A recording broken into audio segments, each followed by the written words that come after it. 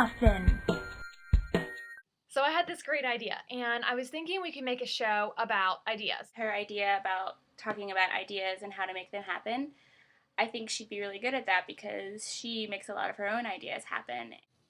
Welcome to IdeaMuffin, and my name is Casey Birkbond. This is my show where we talk about ideas so that you can make your own. This month's guest host is Shaina Miesnik, and she owns 4 Keepsake Designs. So listen to her story, and I hope you enjoy it. I hope you are totally inspired. So in IdeaMuffin, we say we bake them up. You get an idea and you bake it up. Bake it up. Exactly. So Shaina, tell us about your idea, where it came from, what inspired you, and what's the first step you took? First, I started actually in service-oriented. I was designing rooms for people, nurseries and children's rooms, and I was selling stuff online. And it was just a lot easier to sell stuff online because the designing took a lot of time from my family. So you have a pretty big family. Tell them how many. I do. I have 3 girls. Okay. And I have 3 dogs and a cat and a husband. Okay. And so I also have a son who passed away in 2007. So he's the reason I started my business. She had a mission. Shaina had a mission. So I donate a portion of everything I make to usually First Candle, which is my favorite. I'm just so excited that you turned that experience into something where you could, promote and build awareness and research. It's important to try to make good out of something bad. So I started selling stuff online. What kinds of stuff?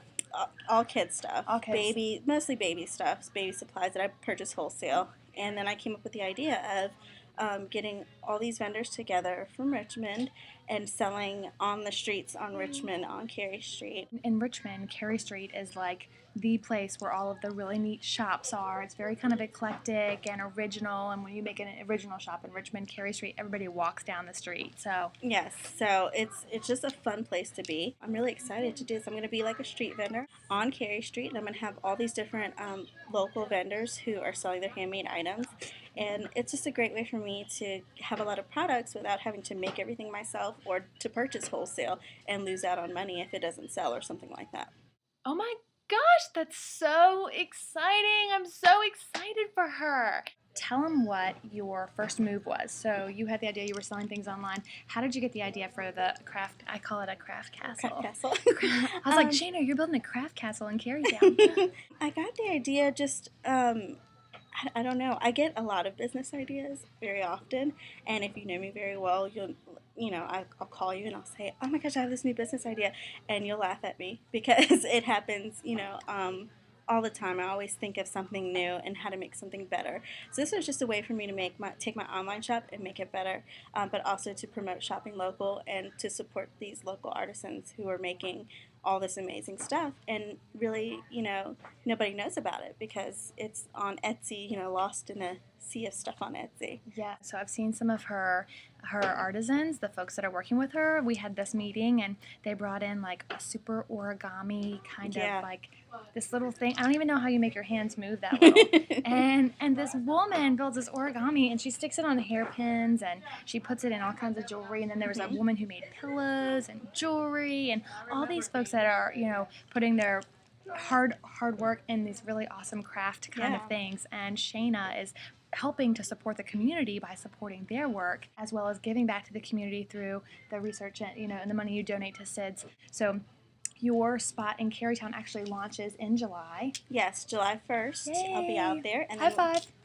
Sweet. I'm so excited. I'm just ready to go out there. We're going to be out there with these bright pink and teal tables and stuff, so we're going to be attracting some people with our brightness. You have to come to the launch party. It's July 23rd here in Richmond. It's going to be at the Camel. You can buy tickets online on Shaina's website. You can tweet her at 4KS Designs on Twitter, and make sure you get your ticket to Cupcakes and Cocktails. It's going to be awesome. She's going to be featuring all her new people and just, showing Richmond what they've got to offer.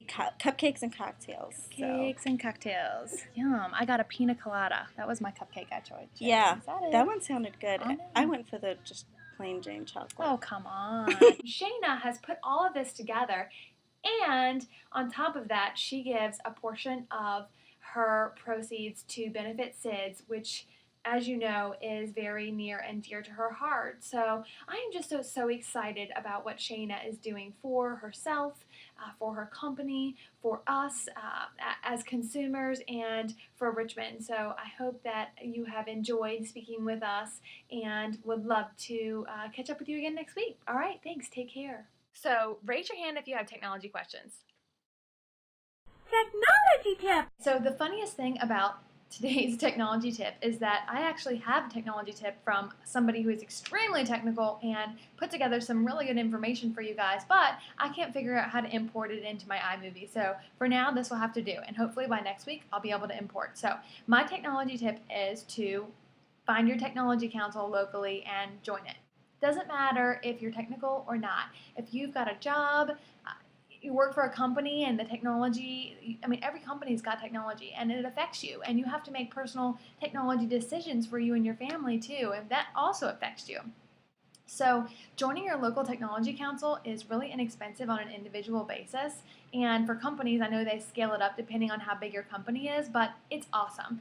It's not a bunch of geeks hanging out, although some of them are very technical and would be considered geeky, but it's just really fun. They have breakfast. Here in Richmond, it's called the Rich Tech. They have technology breakfasts every so often where they invite somebody to come in and speak. They invited Google to come in and speak about what they're doing from technology on a business standpoint. And there was a Richmond company that talked about how they moved everything from Microsoft Outlook and the things they were using Microsoft over to Google. It was so incredible. 12,000 people worldwide, and they moved everything over to Google. Can you imagine having a Gmail at your work? If you ever get an idea and you want to build a website, it's really great to have those folks to bounce ideas off of, because you can lose a lot of money trying to build a website when you don't know what the software development lifecycle is.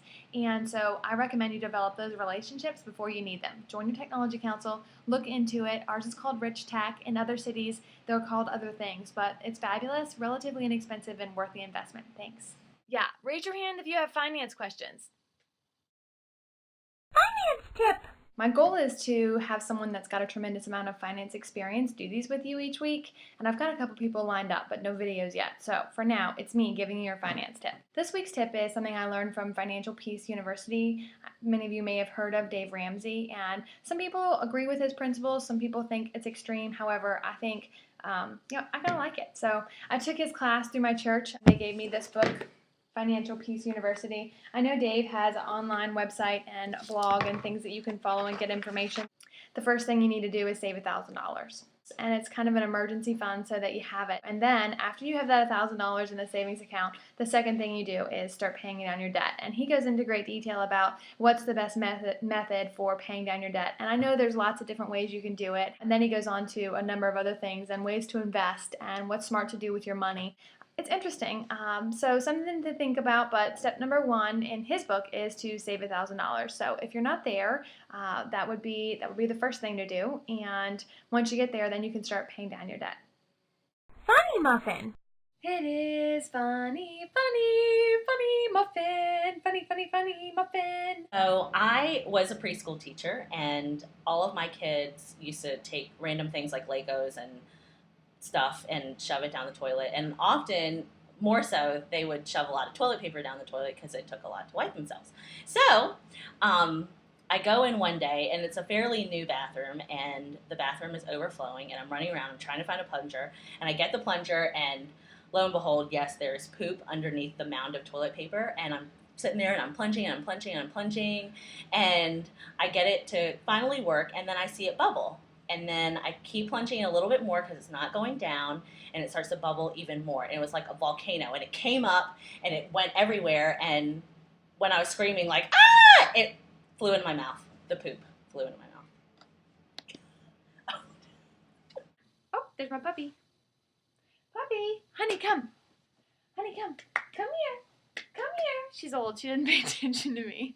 Yes, we have ideas. We have ideas, and they are awesome, so we share them with you. We share them with you. Woo! Wait, well, have you ever had an idea and been like, what do I do? That's why you should watch IdeaMuffin. Watch it every week. That is exactly what you need.